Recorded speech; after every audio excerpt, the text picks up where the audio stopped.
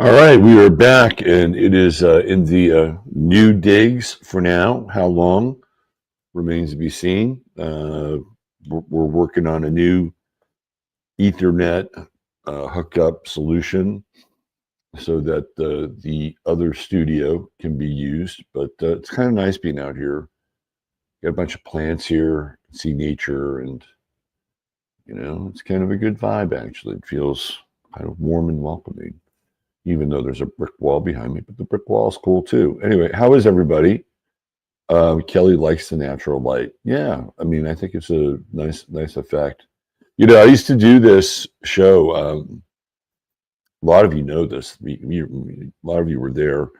I used to do this show in Fredericksburg, out by my tree in the backyard of my place in Fredericksburg, and it was just this magnificent tree. And we did so many shows there. Even during the summertime, we do the Sunday night show. We'd start off and it was light, and eventually we would just go into the total darkness, and it was just me and the light of the computer and the tree, and those were really fun times. And I could say whatever I wanted to in that backyard, and kind of rant, and nobody would say anything. It was a lot of fun, And when we had the snowpocalypse, that tree was just starting to bloom, and boy, there was icicles hanging from that tree, and it really took a hit, and it wasn't too long, and I was out of there. So the snowpocalypse was in December, and I was gone by March.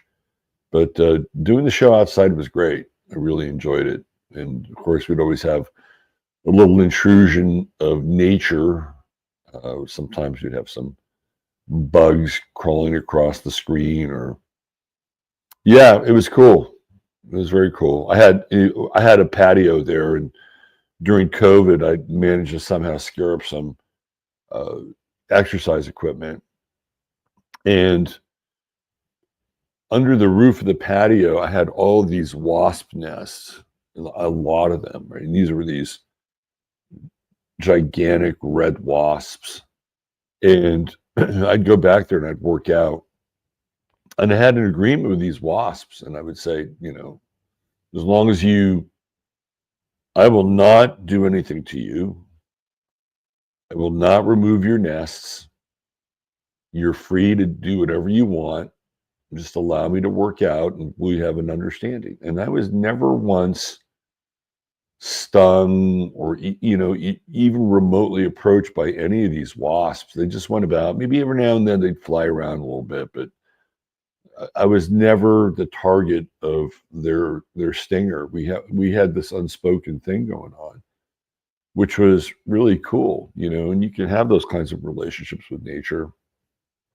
And a lot of you do, because you hang out in the natural world. A lot of you are.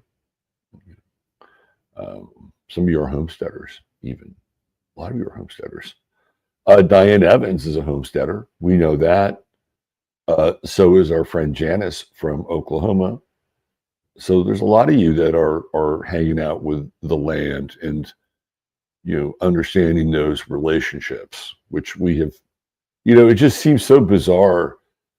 I'm still in kind of a state of shock over the Larry Ellison, Sam Altman, indiscreet Japanese guy, and Trump press conference. I'm still kind of in a bit of shock with that because of the immense implications of what they're talking about. These are people that are so far removed from the natural world in a lot of ways. I mean, if you track Larry Ellison, and we're going to get into him today on 15 minutes, he's not a guy that is disconnected from the natural world. Larry Ellison owns an entire island in Hawaii. I believe he owns Molokai, if I'm not mistaken. The island where they used to have the leper colony. I believe he owns that island. So he is surrounded by the natural world there, and he's probably running his own series of experiments and labs and whatever Larry Ellison does with all of his money, right? So it's not like these people are totally disconnected from the natural world, but their approach to health is completely disconnected from the natural world. And it's disturbing. It's really disturbing. And the implications of it all are something that's making quite a furor and a buzz in terms of Magaland. So, yeah, some Dr. Moreau mofo. That's really what it feels like, right? Like, who knows what kinds of experiments.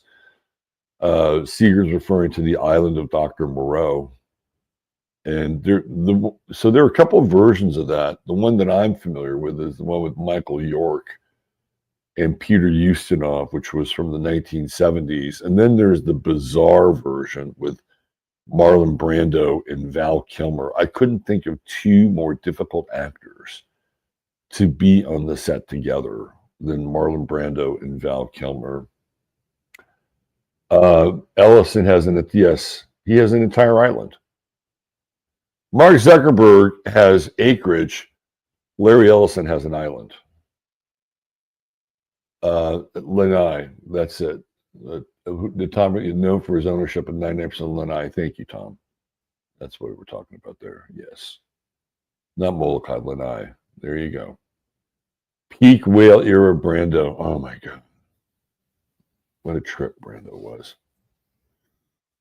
Now, there was somebody who absolutely did not give a fuck, except when he crossed the Jews. And he said the Jews owned Hollywood, and then like a week later he had to apologize.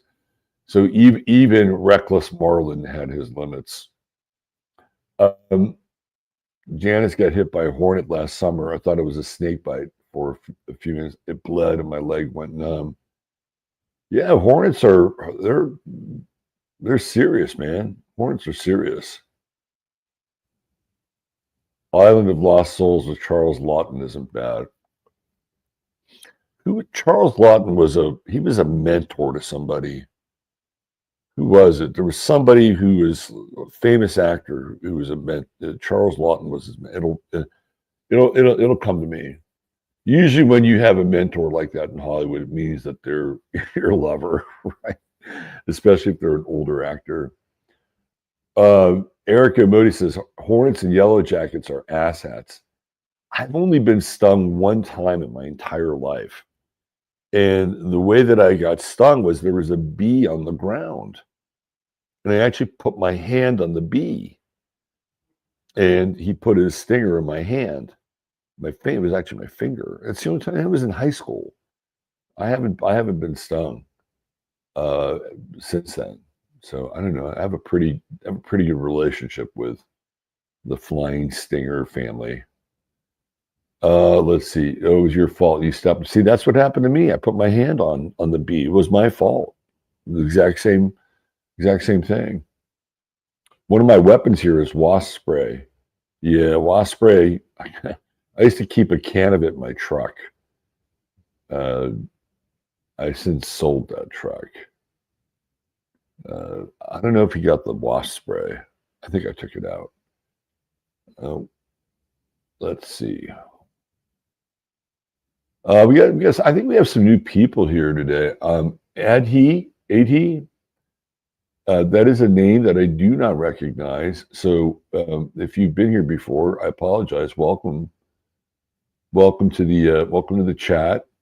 There was maybe a couple other names here that might be on the new tip. Let me see.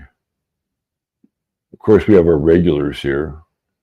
Thor at the door, Tom, Ryan. Let's see. Hey, it's MJ. Yeah. Hey, it's MJ. Hey, it's MJ. You may have been here before, but I'm noticing your name for the first time. Our guy, Neil Smith from Wisconsin, he's with us today. Artist here in Florida. It's cold there. Yeah, it was the cold snap, right? Am I right? We got the cold snap. It came in. It was with that Sun-Pluto conjunction in Aquarius. Brick wall gives a chill hangout vibe. Yeah, I like the brick wall. Brick is real. Brick is real. Nora says I look so much better in this new space. Maybe I'll stay here then. We all have our points of vanity. Mikas Akis coming in from Sydney just finished the work. All right, Mikas. Have a cold Foster's. Remember when Foster's was a big deal? God, there was a time when Foster's just dominated the beer scene. Here you go. If you want a reading, you can schedule it right there. I'm going to share with you, and I think I can do this because I'm going to share it in anonymity. I'm going to share with you a Chiron story from a client yesterday, and I'm not going to bring the chart up, but it's a very interesting teaching moment, and really veers off into some deep metaphysical territory. So I'm going to talk about that today.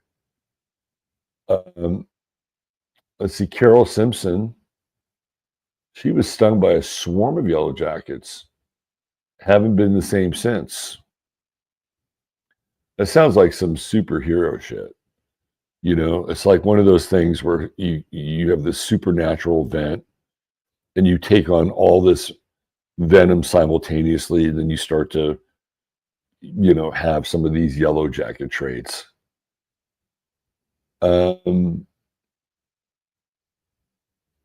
Let's see.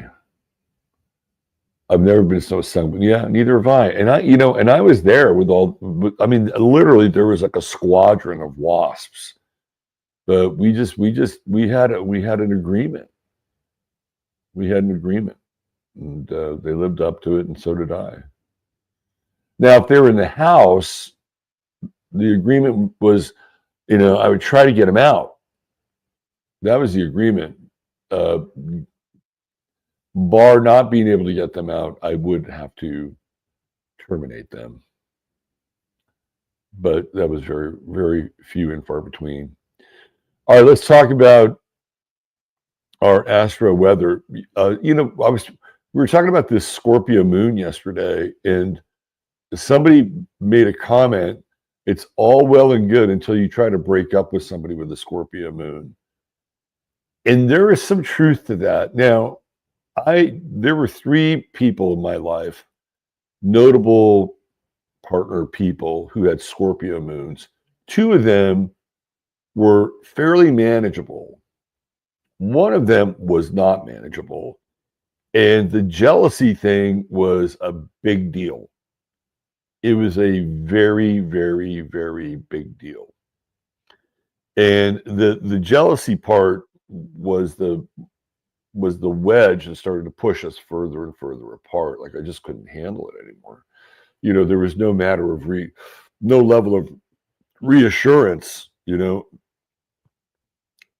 there'd be a woman in the room, and I'd kind of like, you know, I wouldn't even look at the woman.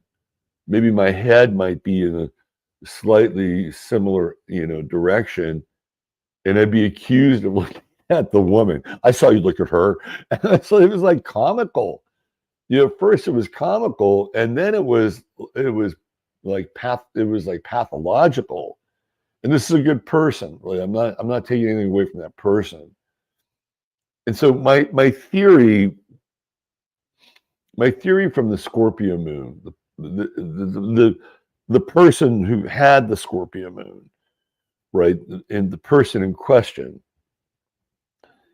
my theory is that with the Scorpio moon, in the act of intimacy between another person, people that have a Scorpio moon experience great pleasure, right? And they're also capable of being able to express that great pleasure and kind of deep eroticism that comes along with the Scorpio moon with the other person. So, you know, there is some absolute value in that area with the Scorpio moon. It is undeniable, right?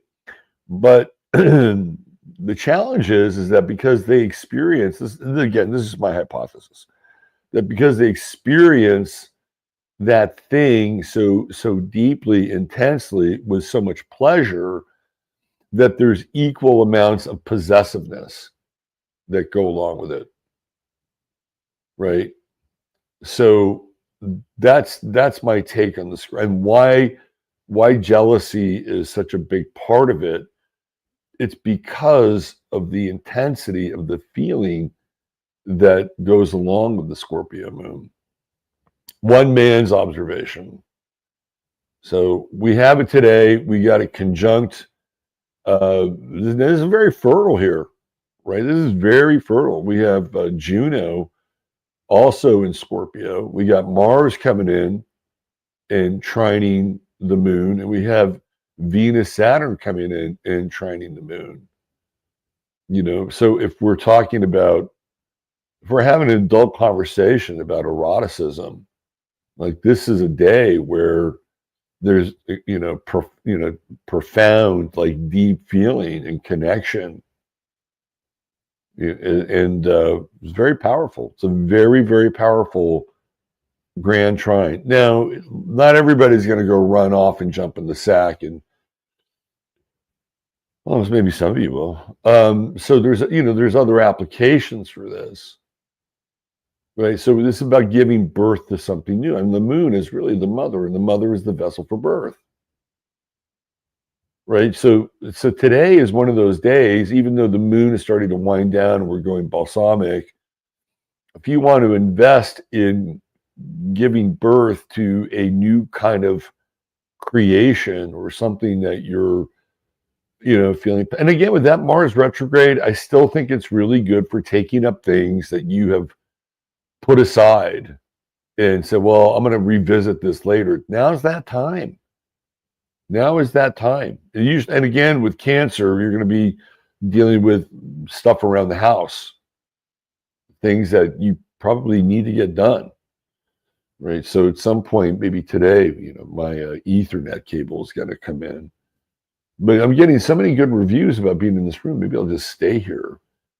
So today is a great day, right? And we get this Venus-Mars trine, which is, fantastic for really balanced interchange between the masculine and the feminine. So relations between men and women are pretty good today.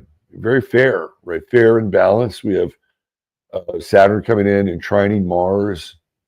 When you get into like a grand water trine, and the whole notion and subject of work comes up, you don't necessarily want to overwork, right? You kind of want to get into a flow, right? So today, especially in the early morning hours, or if you're, in Australia, it's night. If you're in England, it's the afternoon.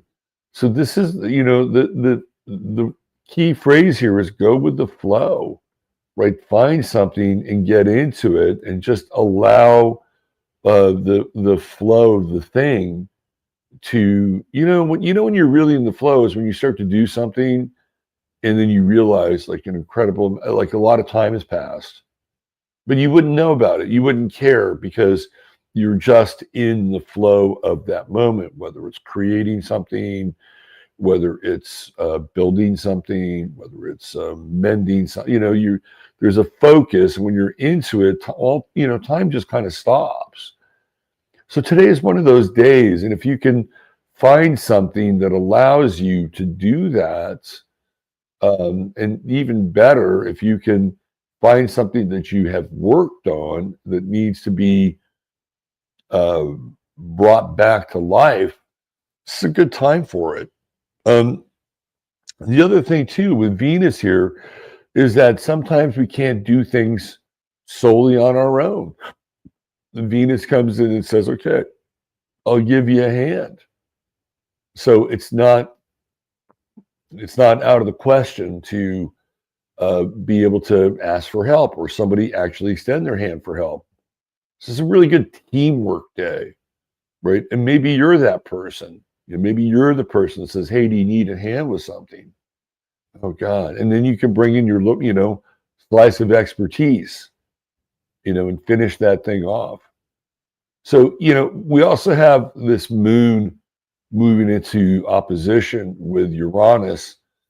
And it feels to me like this is the attack on boredom, right? This is about creating something new and not being stuck. And for most of us here above the equator, in the northern hemisphere, it's cold.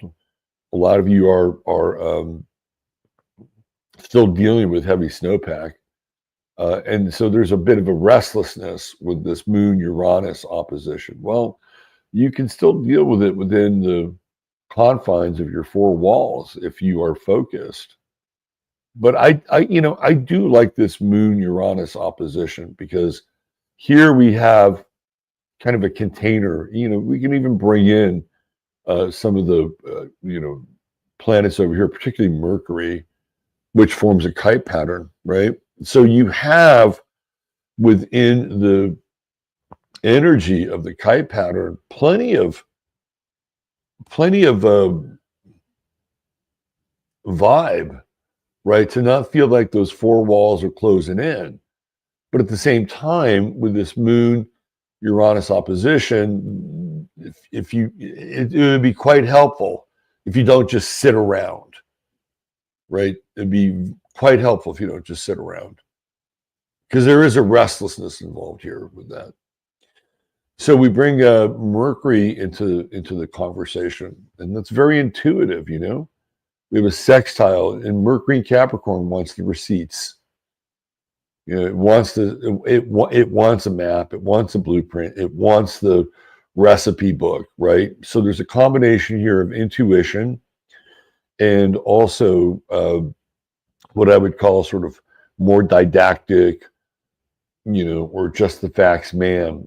So it's a nice blend because with Mercury in Capricorn looking at the map or looking at the instruction manual, that's fine. But there's also this intuitive piece here. So what if I add a little bit of this, or what if I subtract a little of this, right? So let your intuition really be engaged today, and at the same time, also, keep your head and wits about you because that's really what Mercury in Capricorn is all about. And you could make some breakthroughs even with this sextile between Pallas and the Moon. So all you domestic goddesses out there, this is a great day for crafting. Like if you're working on canning or you're working on some kind of curing, this is a great day. And you may have some interesting breakthroughs, because the kitchen is like a laboratory, right? So, and that really supports the indoor side of things. A lot of people that's where they are right now. So this is a nice aspect right here. We're still moving in a parallel, really, with Mars and Pluto and Mars and Mercury. And sometimes oppositions are not as daunting as they seem, right? Because Mercury is going to be the brain and Mars is going to be sort of the chariot or the engine. And so this is really about connecting your thoughts and connecting your ability to think things through and be logical and, follow things step by step by step, also being open to intuition. Again, this is one of those days where if you have had a difficult time learning something, you might have a breakthrough today. And, all of a sudden things fall into place. I think a lot of you know what that feels like. You struggle with something, and then the next thing you know, you get it. There's a lot of that energy today as well. And then once you kind of have an idea and get it, you have to put it into action. And again, this is not going to be an action-oriented Mars because it's in Cancer. Number two, it's retrograde. So we revisit this idea of things that have not been completely finished. And there's a lot of, really solid energy around that. I wanted to talk about Chiron today because it's squaring Mars and it's squaring Mercury. So I had, and I know she listens to this show, and I'm not going to mention her name, but I had the most fascinating conversation about Chiron yesterday with one of my clients. and it was Chiron and Aries, and the client had it in the fourth house. And the client happened to be in Europe, right? And so I, I'm looking at this Chiron because, she's coming up on her Chiron return next year. And I'm really, when I look at something and I get it and I'm looking at an aspect and it's like, I'm not going to give it up until I, uncover what's there, and I'll come back to it. And, sometimes as an astrologer, you just have an intuitive hit. And other times you have to ask some questions. And there's nothing wrong with asking questions. So if you're somebody who's starting off as an astrologer, it's not cheating if you ask a question. You're working with a client, and you're trying to uncover the best result for them. So I kept looking at this Chiron, and I said, "Did your family have an issue with World War II?" Because it was in Aries, right? And I'm thinking, man, there's something here. It's in the fourth house. It's the roots of the chart. It is the emotional roots of the chart. And a lot of times you deal with like tradition and things that are passed down. It's usually through the mother with the fourth house. So, I said, did something happen to your family in World War II?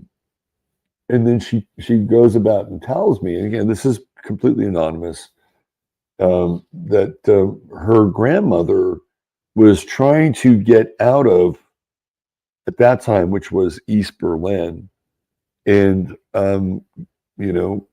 got raped by a Russian soldier because they had occupied Germany at that point. And which is, first of all, you're in a war situation, which is terrible unto itself. And then you're dealing with just the savagery of war, right? And this guy's going to force himself upon this young woman.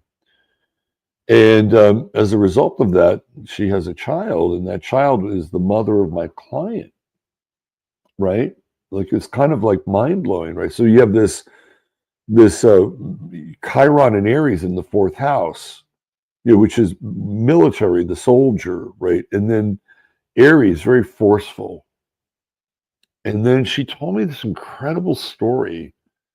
And keep in mind that the perpetrator here, who would be her biological grandfather, was Russian, right?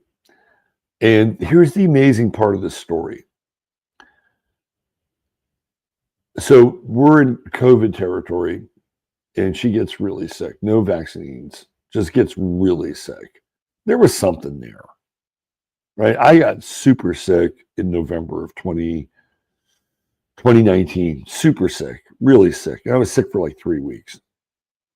So she had whatever version of that was.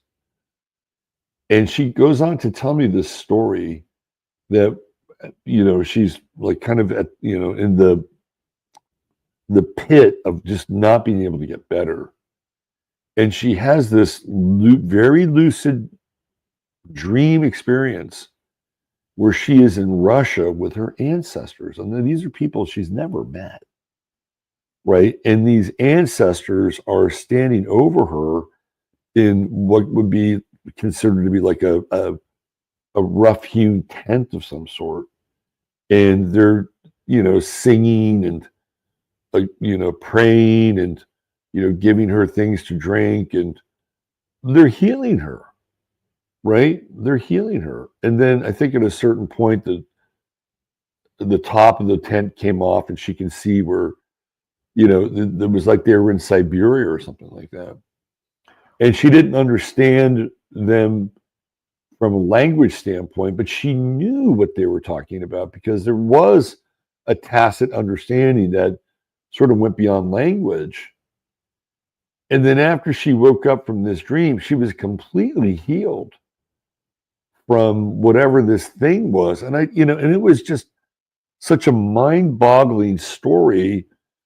And it really hit home to this idea that we have these ancestral connections, and no matter how they got there, right, they're there and very powerful.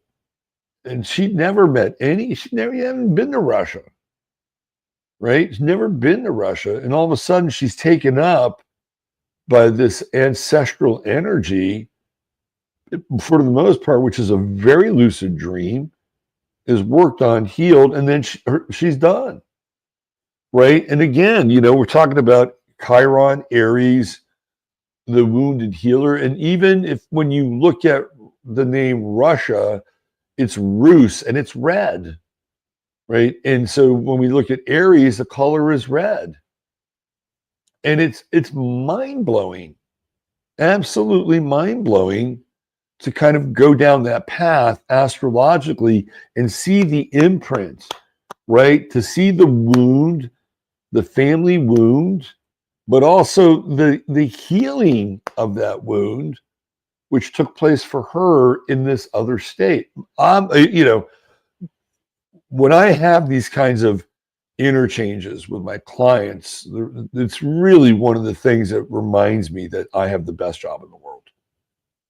To be able to have these, pieces of dialogue and to see this stuff get played out in a multidimensional way is really profound. So I just wanted to share that because and I think I think it's okay because this is all anonymous. You won't know who this person is. She'll know who it is because she watches the show. And to me, it was an incredible learning moment for me as an astrologer, right? Getting deeper insight into Chiron and the placement of Chiron, and then the ramifications on a genetic level, on a soul level. So this is where, the chart can be very transcendent in a lot of ways. And I talked about, I don't know who I was talking about with it, but, even my own Chiron, my Chiron is in Aquarius in the third house. And on my father's side, I come from a kind of a family of drifters, people that are itinerant. And it really fits that Chiron in the third house, with travel and, sort of, standing out like the new person in town. And I was that kid. I was always like the new kid in school because we moved so much. And that's Chiron in the, I'm the new kid now, right? Okay, well, where's my peer group? How do I fit in? So Chiron has an amazing story to tell in the chart. So you may want to look at where Chiron is in your chart, what house it's in, and be able to kind of think about that in terms of this ancestral connection and how it connects you with other people through your lineage. Really fascinating story, and I'm happy I asked that question. So if I hadn't asked that question, I wouldn't have gotten not just a detailed answer, but something more than I had was looking for at the time. So we're still in that Venus-Saturn conjunction, although it is separating. And Venus is moving towards Neptune now, right? It's almost at that midpoint between fantasy and reality, in terms of relationship, in terms of connection with another person. And there's that 29th degree of Pisces. I was talking about this degree on Twitter the other day, and it had to do with the J6 guys and women, I suppose, as well. There wasn't just men. And they've been released. And there was this one guy who went through a very deep religious conversion while he was in solitary. What they did to these people is horrible. Right? This country arrested, and really with very little due cause, arrested its own people and put them in conditions that were horrendous. Now, I've read stories about where they were staying. And there was a company. This wasn't even like it wasn't even like a federal facility. It was, I believe, it was in some sort of jail, like a much larger jail. It wasn't a full blown prison though. This was in either Washington D.C. or around it, but it was private. Right, this is a privately run facility, and the people that they had brought in to basically, run this facility weren't even Americans. Right, they had hired Africans to watch over the J6 people, so that they had there was a real disconnect, right? Because they didn't see these people as part of their own culture. So if they needed to be cruel, they could be cruel because would they be cruel to another Kenyan or another Ugandan? I don't, that remains to be seen. Right? But these people were treated cruelly and spent large amounts of time in solitary confinement. And what do you do in solitary confinement? You get on your fucking hands and knees because it's one of the worst conditions in the world. And so there's this guy that comes out and he talks about, if it wasn't for that, he wouldn't have gotten there. So the true node's at 29 degrees, which is the degree of crucifixion. And it's almost as if they rolled away the stone, right? And all these people now, their lives are resurrected. Like, this is a fascinating moment in time with this true node. Also, the spotlight on Barron Trump. He was a 29-degree Pisces sun. He was very prominent in that inauguration process, right? And he was very prominent in his uncomfortable relationship, proximity-wise, to Elon Musk. So very interesting degree, right? We see these people who literally have been on the cross of so-called justice and released. The people that put them there, they need to answer to justice.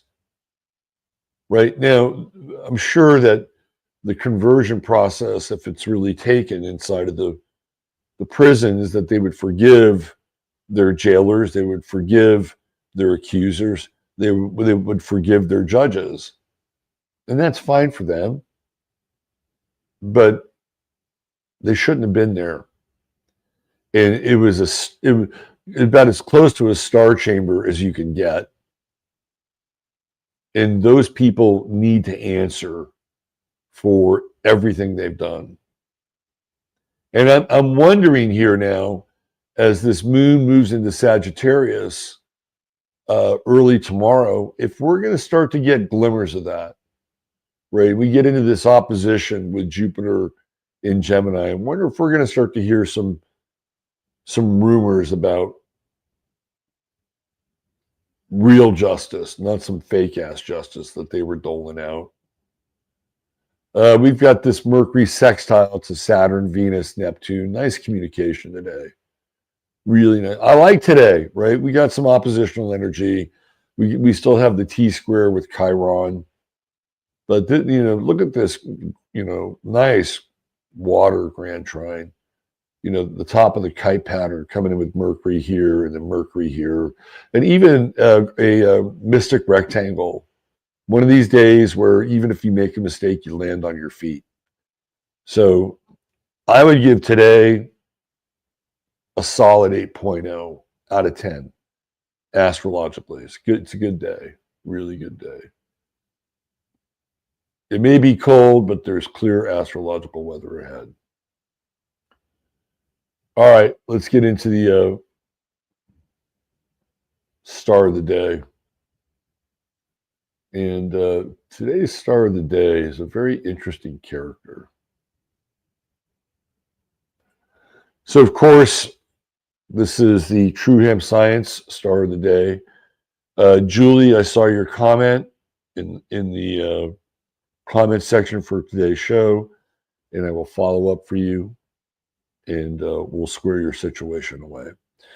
True Hemp Science, look, there may be cheaper CBD. I'm not going to deny that, but I'm gonna go to the mat here and say that the product you're getting is is about as clean and top shelf as you're going to get, and it's not just starting with organic hemp, but it's what Chris does with the various components and the the CGA, the CBD, the THC, and the blends that he uses. Like, it's masterful.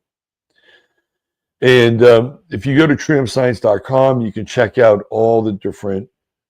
I just got some more Synapta, and I need to fire that up again. I got some Illumina, and I'm going to work with that. So go to truehempscience.com, check out their their menu of CBD products. And when you spend $100 or more, you type in 15MINS, and you'll get a goodie bag. And the goodie bag is like an order within an order. That is your bonus. We're using the code, and the code supports the show. You're supporting Chris. He's supporting your health. It is the circle of life. It's a beautiful thing. $150 more, you get your free shipping. And there's always a 30-day money-back guarantee. If you get confused or you want to know more about the product, you can make an appointment, and either Chris or one of his assistants will reach out to you and walk you through what they have and what it does. So there you go. All right. The True Hemp Science star of the day is Rutger Hauer. You know, when I think of Rutger Hauer, it was like, I don't think there was ever an actor who promised more and delivered less. Do you know what I mean? Like, he's got a few roles. I think he was in Paul Verhoeven's Soldier of Orange. So his early cinematic roles are in Dutch movies. And then he makes this big crossover, and it's in Blade Runner. And his character in Blade Runner is so iconic, right? And it's really fairly early on in Rutger Hauer's career that you just think that this motherfucker is going to be, an A-list actor for the next 20 years. But it doesn't really work out that way. Like, he never gets close to his character in Blade Runner. A lot of people think that The Hitcher is a great movie. It's a good movie, and his character is memorable, but it's not this guy. Right? So let's explore the chart of Rutger Hauer, but particularly the effect of Blade Runner. So what is he in Blade Runner? He is essentially a cyborg. He's a replicant. Right? And he is the smartest and the toughest of all the replicants. And when you get into this idea of the replicant, you're in this simulacra where there's somebody who appears to be human, but they're not human. And where do we see this in his chart? Mars, Uranus, and Gemini, right? He is the personification of the synthetic other. That's Uranus, right? His character is a byproduct of technology, and Uranus rules technology. So there's his Uranus, there's his Mars. It's in Gemini, right? He's got this grand trine. It's a fantastic grand trine. Sun trine Uranus and Mars, trine Neptune, and it all kind of comes together in this role. He's this he's this replicant. He's like the alpha of the replicants.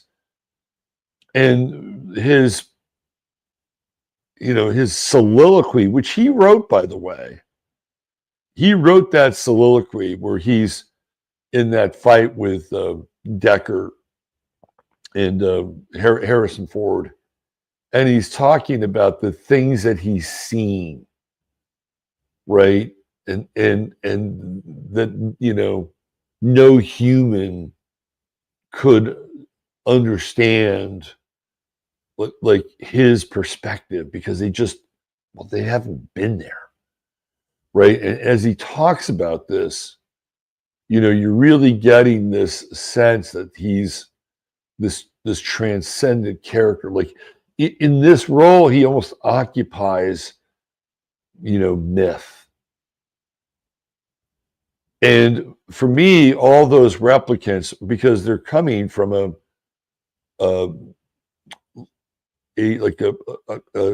spacecraft that does mining in deep space, and because they're replicants and they don't age, right? They can endure those conditions for long periods of time. So even though they're terrestrial, that's not where they come from. They come from the heavens. If you really want to understand part of what Philip Dick is talking about here, is that the replicants are fallen angels. And Rutger Hauer he's the brightest of the fallen angels. In many regards, Rutger Hauer is Lucifer. Like that's kind of the role he's portraying. But he's also, he's part God, but he's not God. He's part God because he has attributes that are non-human. He's seen things that other humans haven't, and yet he's not a human. So he's, in this regard with Blade Runner, it's all there, right? It's all connected. The artistry, the poetry, the soul, the aggression, the strange other, right? It's all there.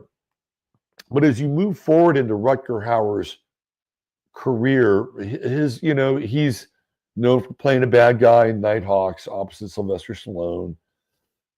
He's supposed to be this sort of swashbuckling romantic knight in Ladyhawke, which I thought was a terrible movie.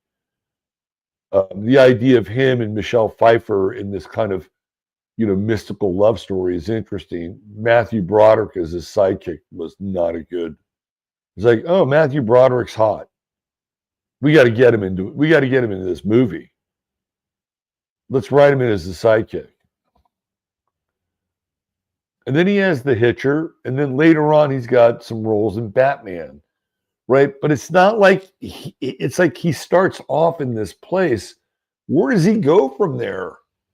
Right? It's like for a brief period of time, he's one of the most compelling characters in cinematic history. I mean, he's Colonel Kurtz. He's Orson Welles and Citizen Kane. I mean, there are these iconic actors and roles. Where do you go from there? And he's got his son in the sixth house, which, he's going to work. He'll work for anybody, I mean, and I think a lot of his movie work kind of turns out being sixth house work. It's good. It's solid, but it's not Blade Runner blazing, right? The other thing with Rutger Hauer is apparently he was very difficult to work with.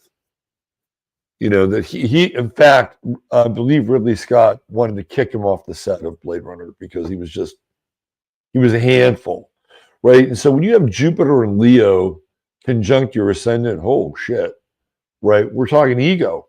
They're like big ego there.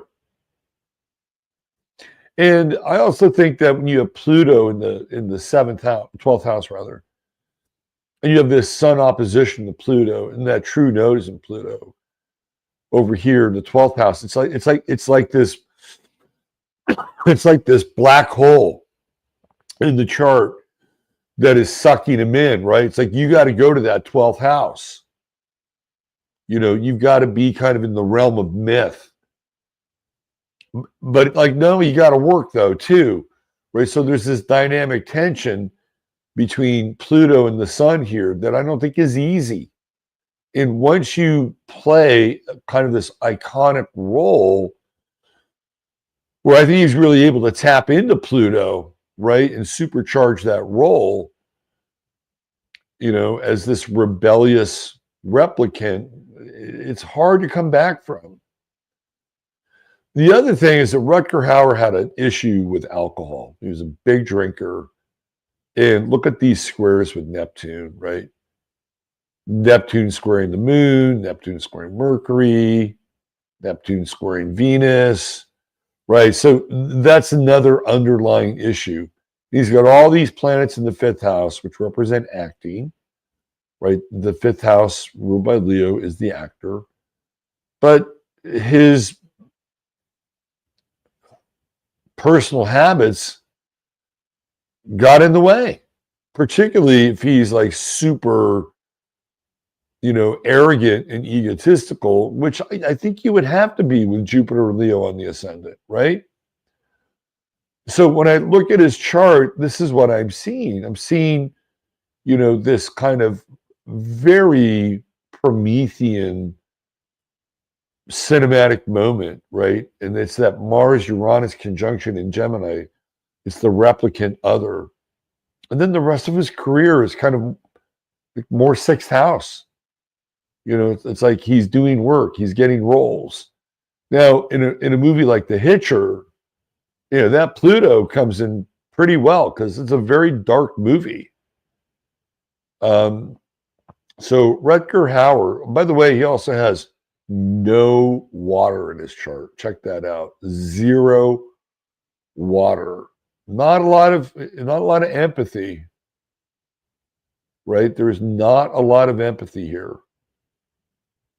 And if you don't have a lot of water in your chart, it doesn't mean you're without empathy. If you've got planets in water houses like the 4th house or the 8th house, 12th house, you can catch a bit of that, right? Or if you've got aspects to Neptune, like a Sun-Neptune trine or Mars-Neptune trine, it's not water, but Neptune, the ruler of Pisces, is watery.